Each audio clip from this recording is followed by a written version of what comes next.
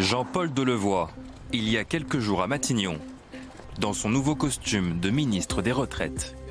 Une toute nouvelle fonction et une méthode qui l'a rappelé à la veille de l'acte 2 de la concertation. Le dialogue, c'est d'abord la franchise, la transparence et le respect des positions de chacun. Il est là pour épauler la ministre des Solidarités, Agnès Buzyn, et monter au front pour défendre le système universel de retraite voulu par le président de la République. Suite logique, après 18 mois comme haut commissaire à la réforme des retraites, 18 mois de consultation avec les partenaires sociaux sur ce dossier explosif.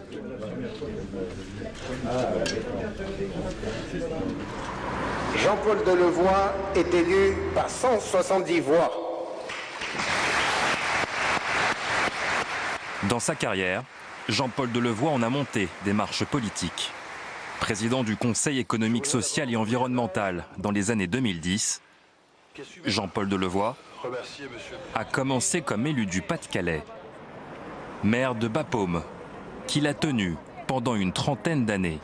Nous continuerons dans notre combat politique qui a connu un succès certain ce soir, de mener une campagne d'union, une campagne déterminée. Détermination d'un homme qui deviendra député, puis sénateur. Et il n'y a pas d'endive non plus comme pour les... Jusqu'à présider la puissante association des maires de France pendant 10 ans. Avant d'être nommé dans le gouvernement Raffarin, ministre de la fonction publique, de la réforme de l'État. Avec le temps, Jean-Paul Delevoye, gaulliste social, s'est forgé l'image d'homme du consensus. Au point d'être promu en 2004 par Jacques Chirac, médiateur de la République.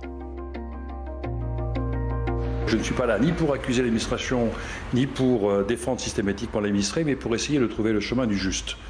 C'est légal, mais est-ce que c'est juste? Si ça n'est pas juste, invitez le décideur politique à corriger cette injustice. De quoi donner à Jean-Paul Delevoye la dimension d'un homme transpartisan. Même si cet ancien membre du RPR puis de l'UMP a fini par rallier Emmanuel Macron en 2017. À 72 ans, Jean-Paul Delevoye affirme qu'il ne craint pas les tempêtes. Celle de la réforme des retraites qui s'annonce pourrait bien gronder.